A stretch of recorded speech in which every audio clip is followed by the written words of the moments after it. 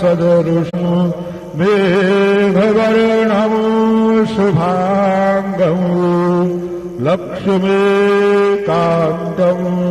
कमलनयनं योगिभिर्ध्यानगम्यं वन्दे विष्णुं भवभयहरं सर्वलोकैकनाथं कृष्णाय वासुदेवाय हरये परमात्मने प्रणतक्लेशनाशाय गोविन्दाय नमो नमः।